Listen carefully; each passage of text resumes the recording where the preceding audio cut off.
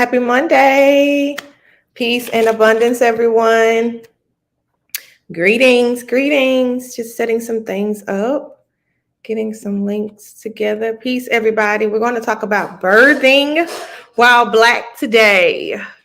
Yeah, anybody that knows Z knows that I am a birth advocate and a wellness advocate as well. So there's a lot going on right now in the birthing world. So I just wanted to chime in a bit. And we also have a special guest coming in today. So welcome to Mindfulness Mondays, y'all. Peace.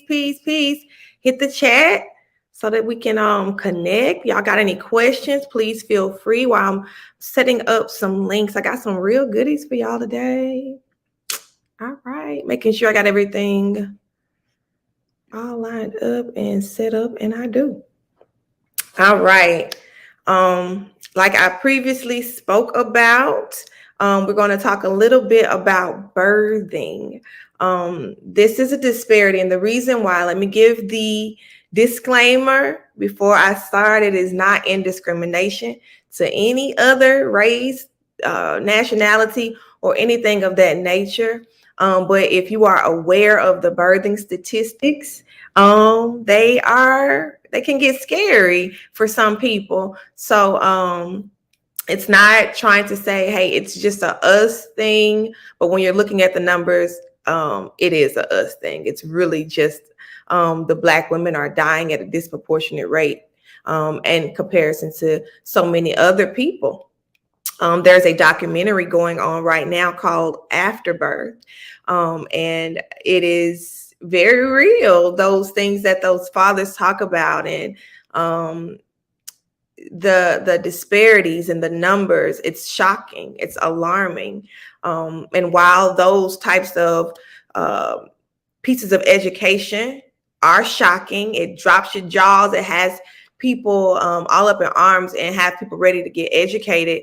But we want to also keep momentum after we introduce these numbers. So I'm seeing a lot of birth workers that are showing this film, that are speaking about the numbers and the statistics, because it's now in your face more than it has been in the past. But I just want to just give a heads up to the birth workers out there. If we're going to present these families with these numbers, if we're going to present them with, this is why you advocate for birthing outside of a hospital, we want to make sure that we're giving them facts and we're doing the follow-up, not just scaring them, because then you have a lot of people that are doing things out of fear and not because it is a choice that they willingly made, because they educated themselves and decided this is the best choice for me. So we don't want to push our beliefs off on people, but you see the types of outcomes and situations that occur when we do not take our health into our own hands. And maternal and infant mortality rates is just one peek into what is going on when you don't take accountability for your own health, when you allow other people to make decisions for you and you don't really do the education. All right, so we're just going to basically, we've gone through the statistics a lot. And I'm going to get our guest in here in just a moment because she just joined. But we talk about the statistics a lot. We know that Black women are dying 2 to 7 times more in the hospitals than any other race. The infant and maternal mortality rates are comparable to third world countries, places where they don't really have medical systems in place. We know these things. The breastfeeding rates are absolutely astonishing. By the time 6 weeks, the more than half of the mothers have already dropped off because of they're not able to maintain the bond with their baby because they're having to go back to work, or they're not getting the support to maintain their breastfeeding journey. Peace, Shireen, peace. And I don't even see your name on here, but I know you call me Mama Doula, so peace. Y'all stop through. Peace, Tamika. Peace, sis. I got your email. I'll message you back shortly about the course. Peace and abundance, sis. All right, so without further ado, I am going to get our guest in here. Just going to briefly introduce her. I'll let her speak for herself. She's very well spoken. I met this young lady during the end part of her pregnancy. She saw some of the things that I did on social media, and we connected that way. And she's just been a light. And she recently gave birth, and she had a very, very interesting experience. And I just am so thrilled and honored that she's going to join us today and just give her an account of, basically take us through what her pregnancy journey was, a little bit about her, and all of that good stuff. So I'm going to go ahead and add her in. Peace, can you hear me? Yes, I can. All right, all right. Mhm. So thank you, thank you, thank you. You're You look welcome. absolutely beautiful. Thank you. I Y'all just just wanted doing the in the people. background is my baby. I just got through feeding him, so we're bonding right now. But I'm here and he's here. So if you Oh, hear, baby, please don't worry about that. We're grateful that you're able to stop through. So whatever you got to do, you're a mama before anything, okay? yeah, So yes, yes. Thank you so much for joining us, beautiful soul. absolutely, absolutely, it's my You want to pleasure. just introduce yourself and and just kind of give us a little bit of insight into your pregnancy, what that experience was like, and then your birthing experience. Okay, well, my name is Amaya Jones. I found out I was pregnant January 22nd, 2022. I had just graduated from University of Mississippi. I was very excited. I was very elated. I immediately began to meditate, immediately began to speak affirmations over my seed. Because I myself, I was a Nicu baby. I had gastroschisis at birth, and so I was told that I may have some difficulty if I was to try to carry. And so him coming was already a blessing within itself, because it was just the fact that he's here and he's healthy, and it may not have been the conventional birth that everyone wishes for, but it definitely was perfect in my eyes because of the simple fact that he's laying in my lap right now. So I was a NICU baby, and I gave birth to a NICU baby. My son was supposed to be born on September the 6th, 2022, and he was born on the 4th of July. um it was it was amazing overall, the experience in itself, because I actually labored on my own. I had no idea that I was in labor. I thought that I was having Braxton Hicks contractions. The only reason why I had come to near Jackson, which is where we are located right now, was because I was taking my maternity pictures, and that was that Saturday, and he came that Monday. So I did get to take my pictures. It's like he almost knew, and he let me take them because he knew he was coming. But I was started having a lot of pressure in my abdominal area, and I started basically feeling like the need to push, if that makes any sense. And I was so confused because I was on 30 weeks, and I was like, I can't be in labor and I'm on the 30 weeks, but it's exactly what was going on. I immediately informed my boyfriend and my grandmother and told them I think that I needed to go to the hospital, which wasn't even normal for me because I did not even want to go to the hospital. I wanted to have an at-home birth, but the pain I was experiencing and the blood that I saw scared me. So we got dressed and we went. When I got to the first hospital, I ended up having to go to two. But when I got to the first hospital, I was already 4 centimeters dilated. So I had labored all night long, went to sleep and everything on my own, had no idea. So that right there in itself gave me the confidence to know that if I do want to have a home birth, the next time I decide to have a child, I'm capable, because I did it and I had no idea that I was doing it. Then when I got to at the first hospital, they did not have a OB anywhere in sight. They didn't even have a section or hall for women who are in labor or birthing women. So therefore, um, we were forced to have to be transferred. I'm sorry, son. Am I talking too loud? Take your time. Then we were had to be transferred to another facility, and actually the facility we were transported to is the best facility for premature babies. So I kind of was in the middle. I had some reservations about having a home birth because my thought was always, well, what if something goes wrong and I don't have any type of medical help? Because I also wanted to birth my baby myself. I wanted to have my doula present as well, but I wanted to catch him when he arrived. And I was like, well, what if something's wrong and I don't have help? The facility we ended up at is the best facility for premature babies, and it's also the same facility at which I was. So it's almost like my baby knew this is where I need to go, mama. And he didn't want to be born in Oxford. He didn't want to be born in North Mississippi. He wanted to be born I went in labor at my grandma's house, and he was born in Jackson, Mississippi. So, the way that everything worked out was basically divine timing, and definitely had to be in alignment, because not only was he at the best facility for premature babies, I had a hand in every part of my birthing process. From do you want him to have certain immunizations or vaccinations or no? I have been able to stay here at the Nicu with him in a room that they provided 24/7. I breastfeed him. I am able to, hold him when I want to. And because of that, he's smiling. I'm sorry. Every time he do it kind of make my heart smile a bit. But ever since we've been here, they've been trying to figure out how is he progressing so well? How is he moving so fast? Because my son went from weighing 3 pounds 5 ounces to now he's almost 5 pounds. He's 4 pounds 15 ounces. How old is he now? And he is now, who is his son? Talking too loud, mama. This is day 28 in the NICU.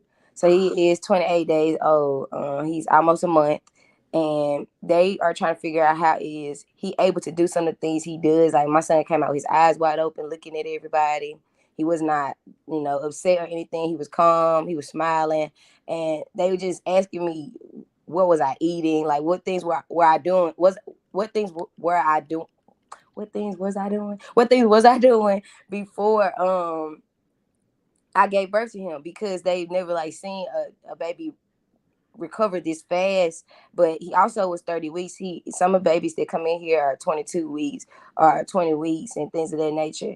And so I feel like that also had a hand in it. It's almost like even though he was premature, he also was in my womb long enough to kind of get as much nutrients as possible before he did come into this realm.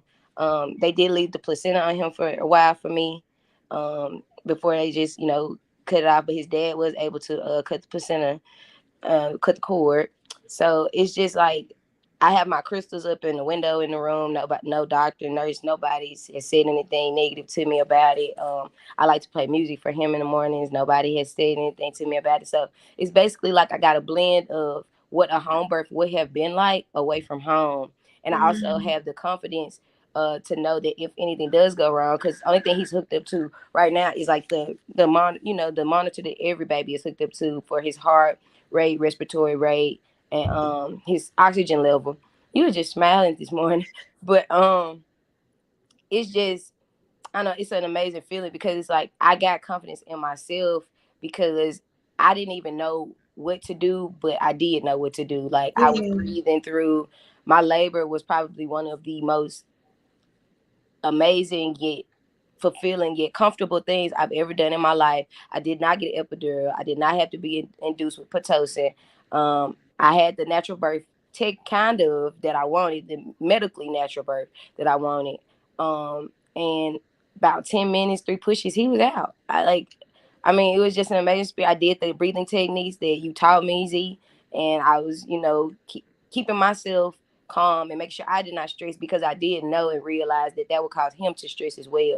And because of that, he is one of the most amazing beings I've ever come into contact with, probably the most. And he's happy, he's healthy, he's loved, he eats a lot. I'm trying to keep up with him when it comes to eating. But I'd love to show him to you guys. I don't know how to flip the camera around. Oh, honey, take your time. We'd love to see him. His name is Desmond Jr. This is my baby. Oh, hi, handsome. I'm not gonna talk too loud because I know you napping. Yeah, I'd say I'm really full, Miss Z. But thanks for all your help. Oh, you are very, very welcome. I ain't do nothing but You see him remind Mama smiling? of her power. Hi. Did you catch him smiling? He does that all the time.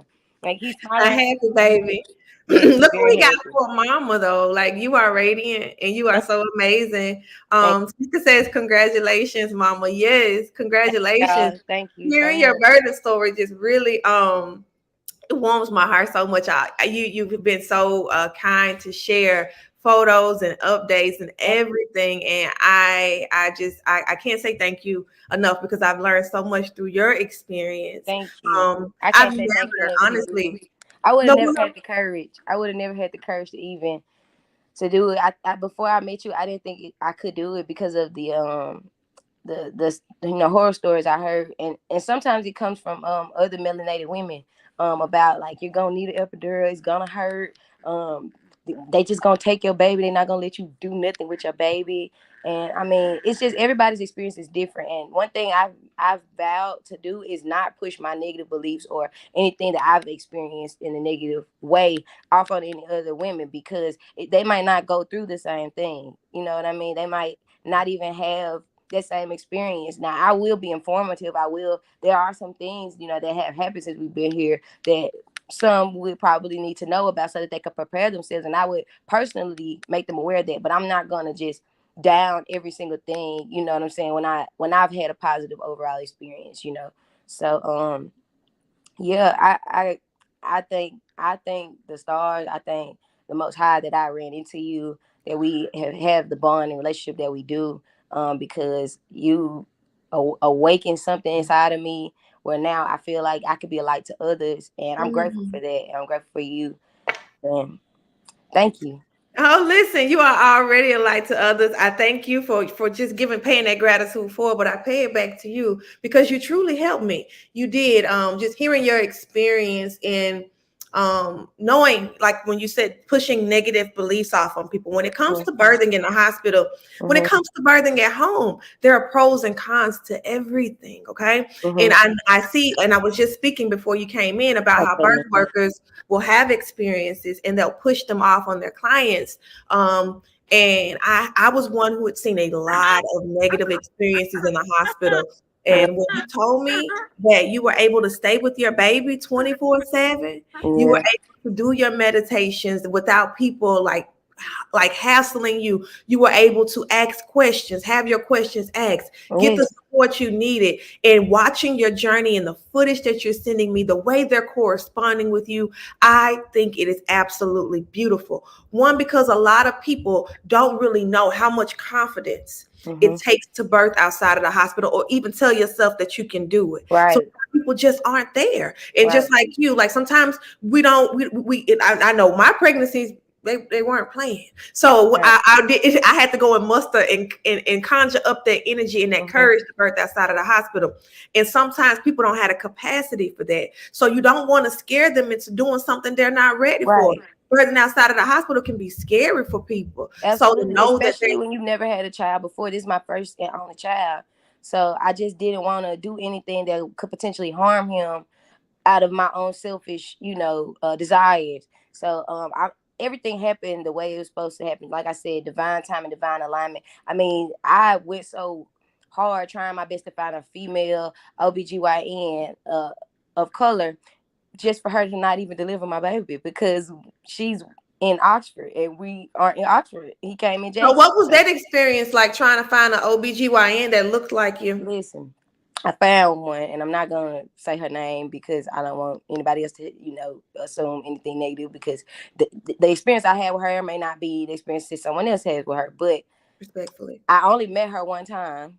I had an appointment set to meet with her after I gave birth to my son, just for my own personal checkup. She still didn't come in the room. I still was met with the nurse practitioner, which they did an awesome job as well, and they were very helpful. But it was just I wanted to connect with her, feel her energy out, because my thing is I need to see where your energy lies, because you're going to be the first face that my son sees.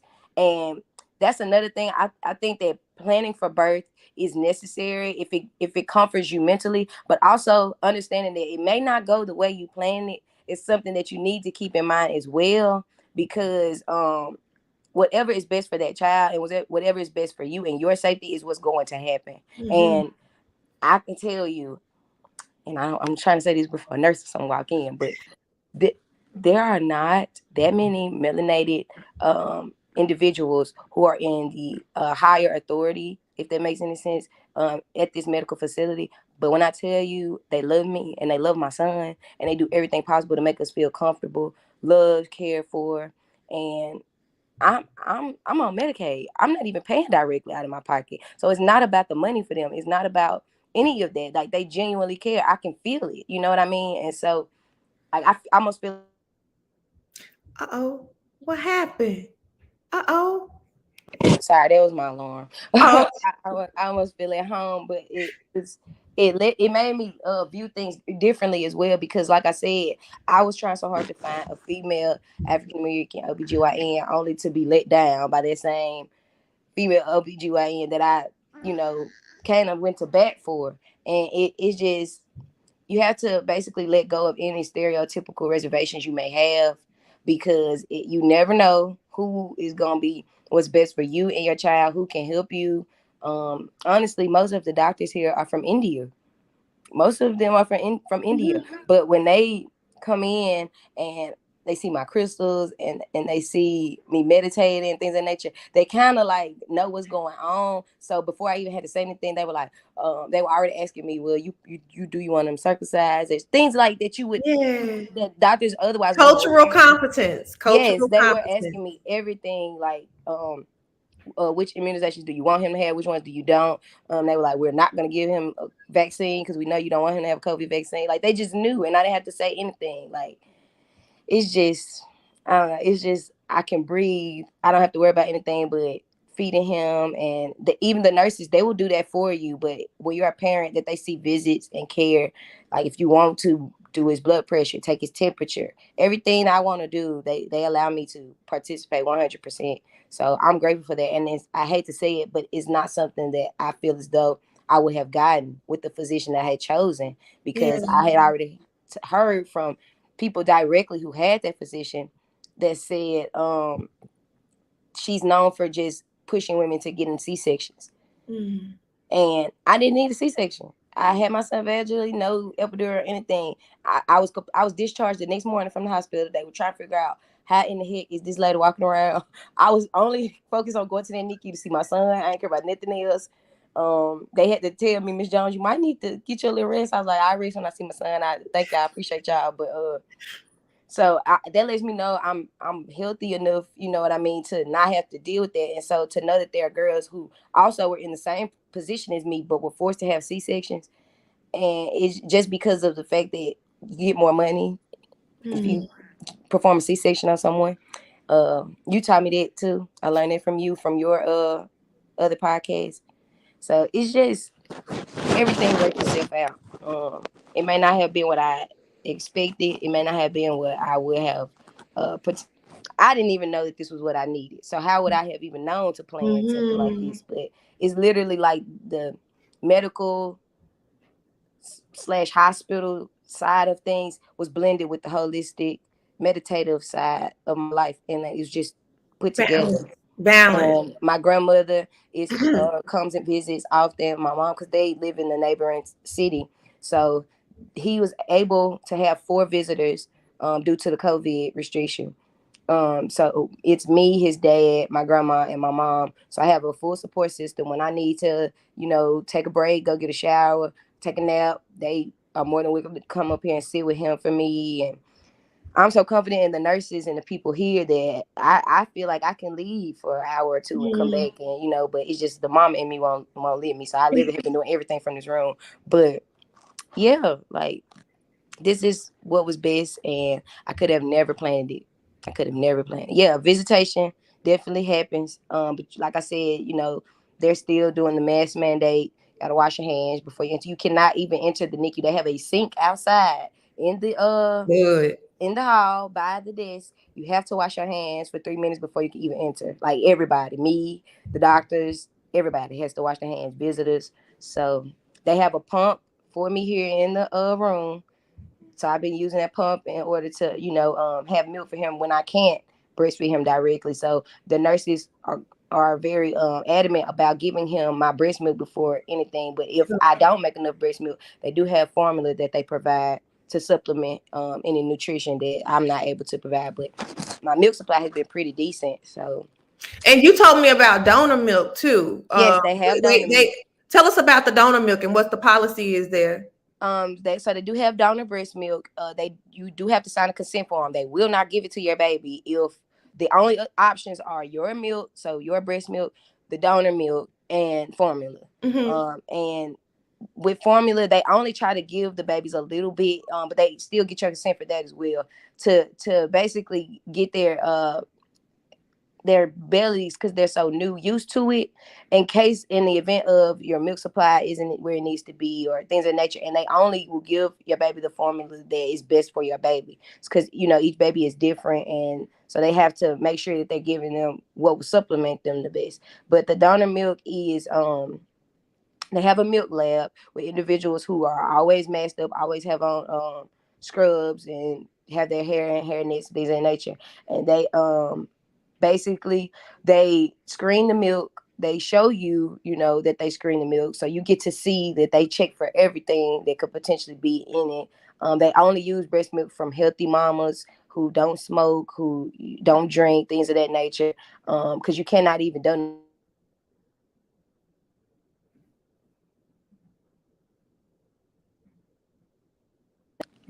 Sorry, that was my grandma. She always calls to check on him, but I'll call her back. But she may call again, so sorry, y'all. But they do screen it, and they allow you to so you cannot know who the milk came from. They don't provide that information, but they do tell you about the health of the mom that it came from and things of that nature. And they use that to supplement your breast milk up until the baby gets 34 weeks. Then at 34 weeks, that's when they try to go between your breast milk and the formula, just so your baby can be, I guess you could say, able to withstand both.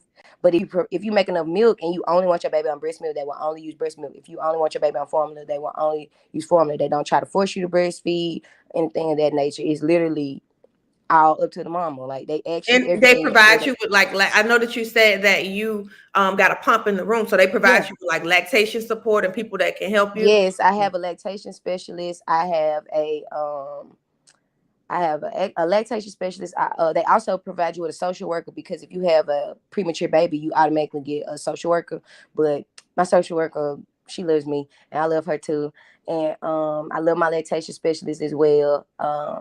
I was sent a pump through WIC, so I have my own pump as well.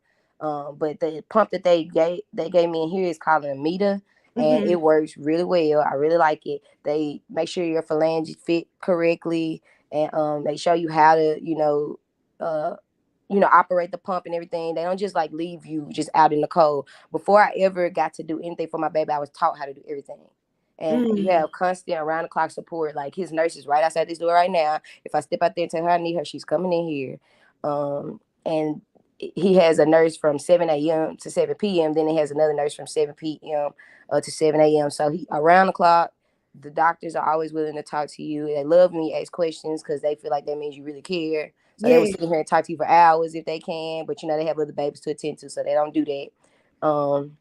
It's just, I didn't know that it was gonna be this lighthearted, or I wouldn't have been so against the medical system. But it's nice to know that things are changing, and that things are evolving and growing, and that they are actually more adamant about talking to mamas and getting their opinions about things before they just make decisions on their own. Because I do know moms that have had that experience as well. I'm sorry, man. And I just wanted to just double back too. And I think that it's really, really great that we see birthing from all perspectives, because there are biased opinions. Right. Some people are really biased about, hey, I support home birth, so I can't support this, or I can't support that. I am a person and a birth worker that's in favor of what the mom feels most comfortable with, because that is the person that's going to be giving birth. That is the person who has to become balanced after that birthing outcome. Exactly. And they know where they are in their journey. I haven't always given birth outside of the hospital. I had to work my way up, and it was through education, time, and oh my gosh, so many other angels that came through and provided and fed me with education and mental food and things that I needed to actually support me in my pregnancy. Right. So I wanted to touch bases when you spoke about the doctors not looking like you, a lot of the nurses and the staff that take care of you not looking like you. I think we need to be mindful as a people. Really, truly, I'm just going to give a gem right here. That there's so many people that are gung-ho of, I have to have a practitioner that looks like me. That was me. And I'm not against that, because I know the reasons why. You want someone that understands. I know that Black women are more likely to pass away due to or to have issues due to giving birth, especially in the United States. So because of that, I thought that having a Black practitioner would make it easier, but I hate to say it, but she didn't give a hoot.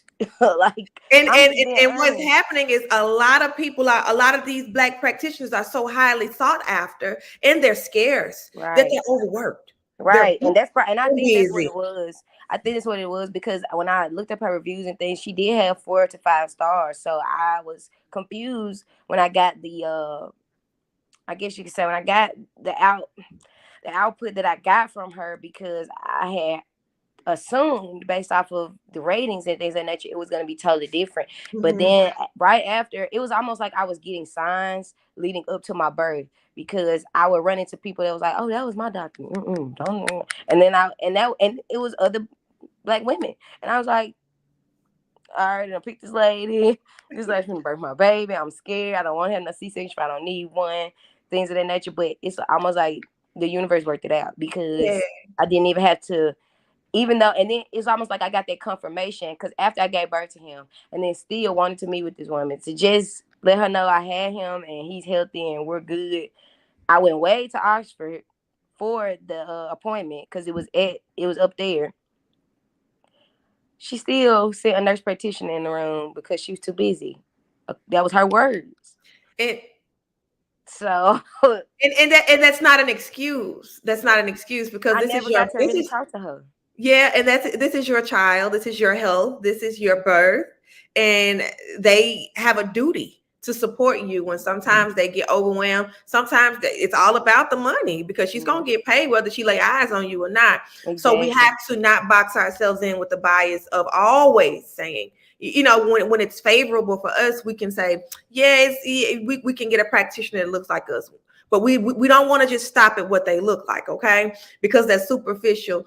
Because the person who jump started my birth work journey, the person who educated me to where I was strong enough to say I can do this outside of the hospital, I can take my birthing experience and my health into my own hands, did not look like me. She was actually Caucasian, and a lot of these individuals have had the opportunity to be in thrive mode instead of survival mode. A lot of African American women, even though they're practitioners, it doesn't mean that they're not in survival mode. They're still facing a lot of the same things that we face, or that the majority of Black women face. So it's not so much as a race thing, it's an availability and compassion thing. So we don't want to limit ourselves to say, I'm gonna hire you because you look like me. We got to check off a few more boxes before we say or before we disqualify somebody who doesn't look like you. Like you were saying, Amaya, you had your crystals and your meditation. People from Indian cultures are very familiar with that, so they knew Mhm. to respect that.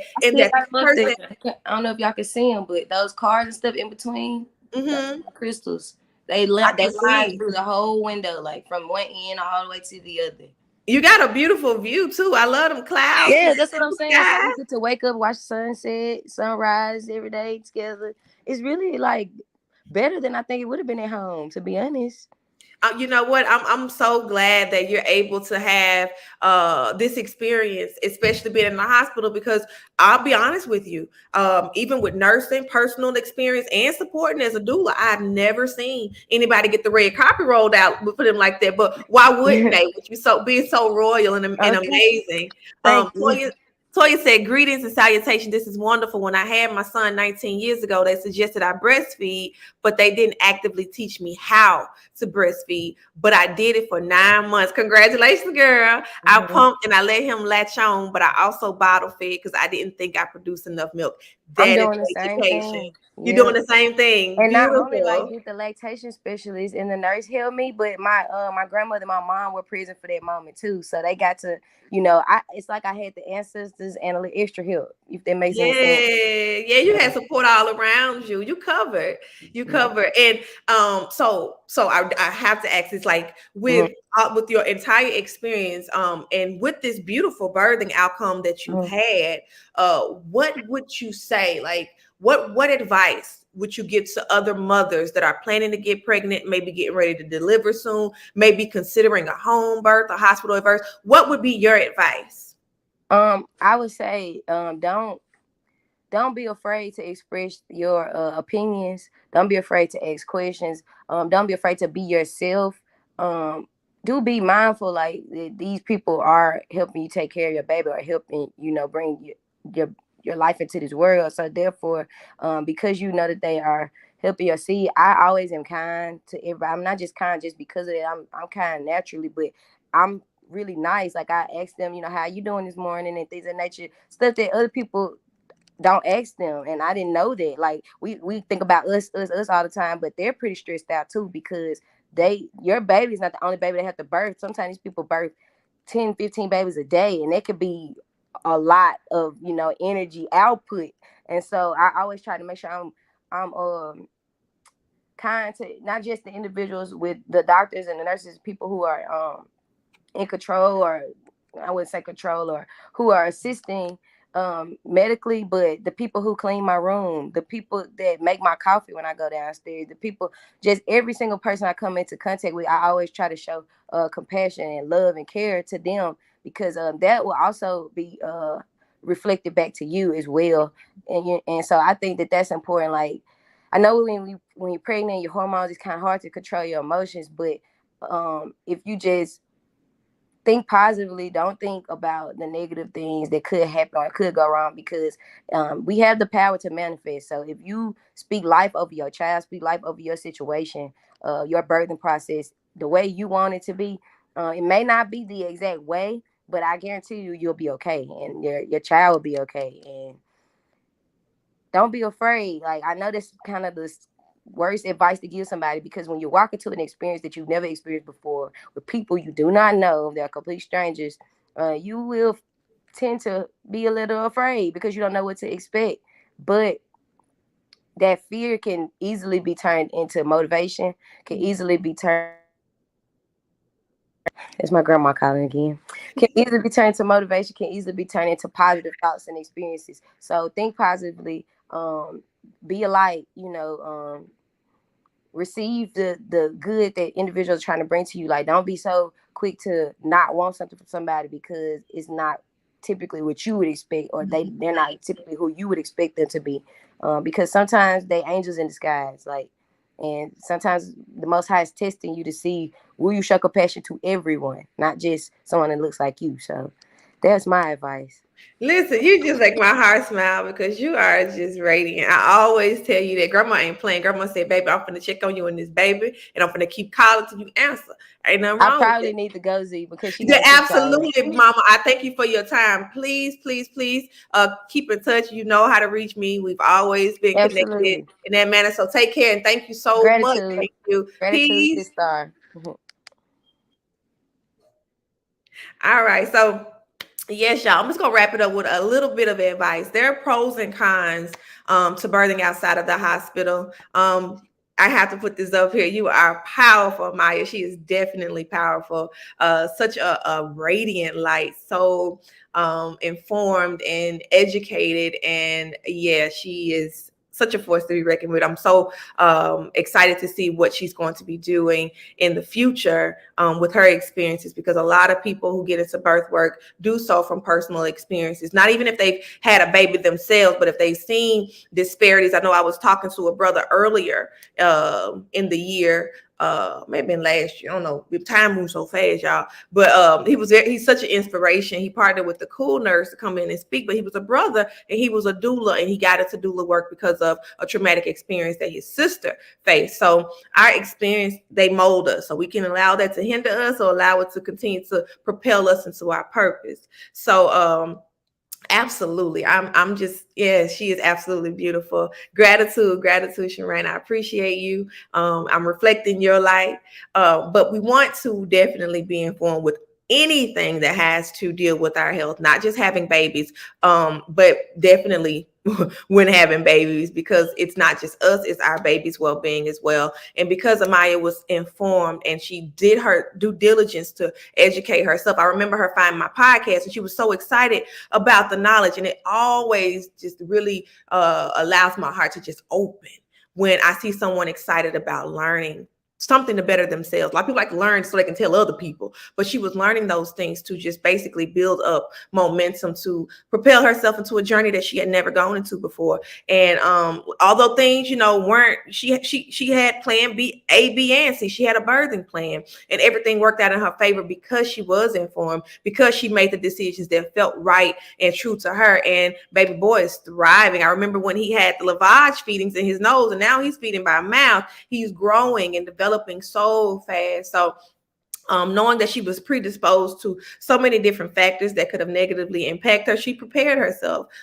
She did a lot of things to put things into place to where she had a positive birthing experience, even though things could get unexpected, and birth is unexpected. So there are pros and cons to birthing in the hospital. One being that you don't always have complete autonomy. You saw us speaking about how surprising it is that they're asking her opinion, that they're asking her permission, because that's not typical. But things are changing. And we'll keep it at that. Excuse me. And then also there's the pro of, if a mom's inexperienced or birth is new to her, that provides some reassurance. She has to build up the courage. Birthing outside of the hospital it's not as common as birthing in the hospital. So a mom has to do her due diligence, and sometimes a lot of those things she's faced with herself, and a lot of fears that sometimes she didn't even know existed. So it is a transition. It's not just, I'm going to birth outside of the hospital and that's that. That can be reckless if you don't properly prepare. So there are pros and cons to birthing in the hospital. There is a pros and cons to birthing outside of the hospital. One, being and having a home birth can be pricey because a lot of times midwives aren't covered by insurance. You heard Amaya said that the insurance covered everything in one of the best hospitals ever. And that's what you would call a baby-friendly hospital. So they let the moms room in, they provide lactation support and things like that. And those hospitals aren't everywhere. So if we're going to birth at the hospital, we have to be informed. Birthing outside of the hospital, like I said, it can be expensive. Most midwives aren't covered under state insurance or sometimes private insurance. You still have to pay out of pocket. When I birthed my 5th child, my husband and I still had to pay about $3,000 out of pocket in addition to what his insurance covered, because it's not typically covered. I'm not saying this is the thing for all home births or birthing centers, but it's a trend. Another thing is that you have to pretty much be in pristine health to birth outside of the hospital. So if you're not in pristine health, it disqualifies you from a home birth with a midwife, and you have to birth in the hospital. So that means that you have to take your health care, your prenatal care seriously. Like, you got to take care of yourself. You got to eat right, get on your herbs or whatever your regimen is to stay balanced, because anything outside of that could disqualify you. So and then you don't have all of the medical interventions. For some people, medical interventions mean safety, depending on where they are in their journey. So at a home birth, you're pretty much free flowing and doing a lot of things on your own. As to the hospital, you have a lot of the equipment. You saw all the equipment around Amaya and the machines and things like that. For some people, that means I'm around people who know what they're doing. They feel safe. For some people, it gives them anxiety. So that's why I say it's really important that you decide what's best for you in your birthing journey.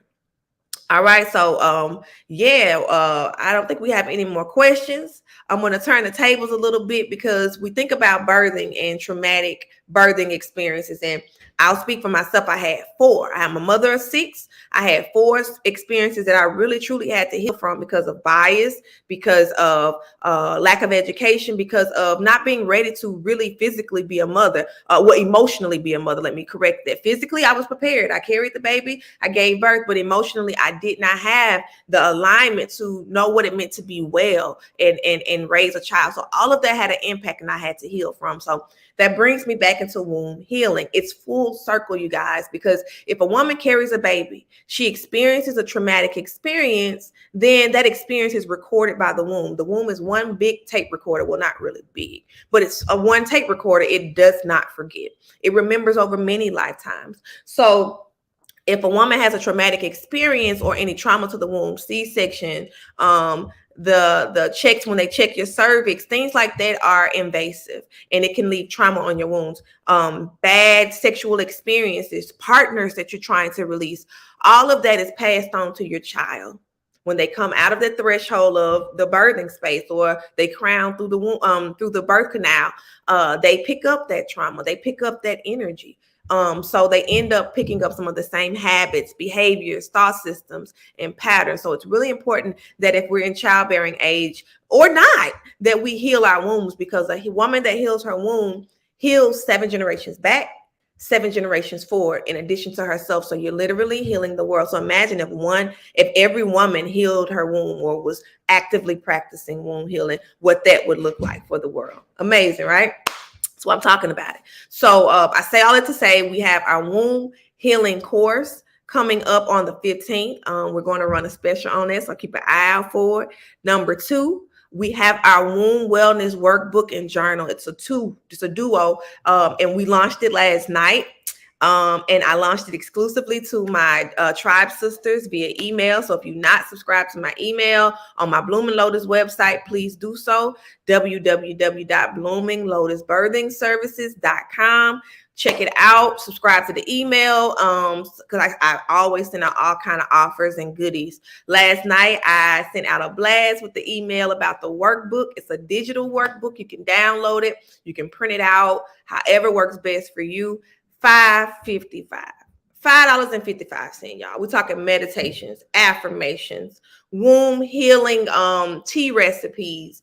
It's so much in this workbook. The journal, it is enough for 30 days to kind of get you. The journal prompts are enough for 30 days to kind of get you in the mindset of taking this time out for yourself. Womb healing is so expansive, y'all. So $5.55 for the amount that you would maybe less than toilet paper.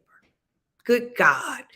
Come on now. It is so much profound wisdom in that workbook. Even if you're an experienced practitioner, it's just some reminders, a lot of gems. I put my heart into that workbook, and it's really meant to accompany the course, but you can go with it along with the workbook. It is available on our website, and I'll post the link here. $5.55, y'all. It won't always be $5.55, but I'm gonna run a special because I'm feeling good. And I'm also going to drop a waist bead flash sale. If you know me, you know I love to bead.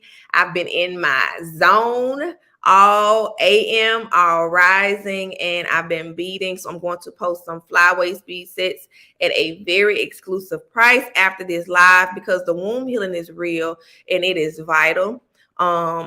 I just feel like, if you are a woman, even if you don't plan on having children, you're done having children, you had a hysterectomy, it is very, very, very vital that you touch bases with your womb space, okay? If not, it'll leave you lost, because the womb is the seat of the soul. So check out those courses. It gives you a preview of what's involved. And with pre-registration to the womb healing course, you also get a sample womb wellness tea blend as well. So I'm gonna get these links up here for y'all. Just wait for a few more questions to come in, and then I'm gonna hop off of here. Maya was truly a gem. That is the training courses link that I just pasted. Here is the link to the workbook, so y'all can check that out. $5.55. Are y'all kidding me? $5.55. Kidding me? Don't play yourself. It's time to level up. Invest in yourself. You heard Amaya speak about my podcast. If you know anyone that's pregnant, expecting a child, interested in womb wellness, or just being well, please check out the Elevate podcast. So much good mental food. So many different guests that provide so much knowledge, wealth of knowledge on that podcast. Also, there are affirmations and guided meditations there for you as well. So don't sleep on the Elevate podcast. Please, please, please check it out. All right. And I also am offering doula courses, of course. Been doing it for a minute here. Our labor and postpartum doula courses, if you're interested in supporting birthing families while mom is giving birth and pregnant, and during the postpartum period as she healed, which is Amaya's in right now. You see she's resting and relaxing. You can take the labor and postpartum doula course. It's $88 a month. It's pay as you go. It is strictly on your time. We meet as a doula collective monthly. You have an open availability to so many resources, so many. This course is jam-packed with so much. Check out our reviews. Don't take my word for it. Check out the reviews for the course. They're very, very heartfelt. And we just wrapped up another cohort of collaborating with the Cool Nerds and the Cool Birth, Labor, and Postpartum Doula course that is out of Memphis, Tennessee, with Mrs. Rachel Jones. Let me tell you, she is lit. She had a whole setup for these ladies to where it was a rite of passage where they learn the importance of the family unit and what that means as it relates to birthing. Such an amazing journey to take with those ladies. If you haven't checked out already, the short interview that I have with them, but it's so much to come. But we just finished up a cohort in Memphis, Tennessee. It was absolutely positively amazing. We graduated so many young ladies, young adults. It warms my heart. So I'm looking forward to continuing to offer trainings of this type. If you're interested in the Cool Nerds program and you're local to Memphis, please reach out to Mrs. Rachel Jones. Thank you, sis. Thank you. And if you are interested in an online course and you're not in the Memphis area, check out our Podia site, the Blooming Lotus Labor and Postpartum Doula Certification course. You get 2 doula certifications. It's pay as you go, self-paced, online. You have resources and you have a huge support system that comes in the form of a doula tribe. If you're interested, please check it out. FAQs are on the website, reviews, what the curriculum entails is lit. So we got a few options for you here if you want to support or if you're trying to get that healing. Check us out. I love y'all to life. Thank y'all for rocking with me yet again for Mindfulness Mondays. I know we've been out of the office for a couple of cycles. However, I've been replenishing myself so that I can be my best for you all. We just wrapped up a retreat. And so many healing experiences been going on my end. So I'm glad to get back into the swing of things. Great love to y'all today and always. Happy August. It's August the 1st. Oh my God, we're in the 8th month of the year. What is time? Anywho, I'm going to hop off here. I'm sending great love to y'all today. And always, thank you for always supporting me and rocking with me because I'm going to do the same for y'all. Love y'all to life. Peace and abundance, Soul Tribe. Namaste.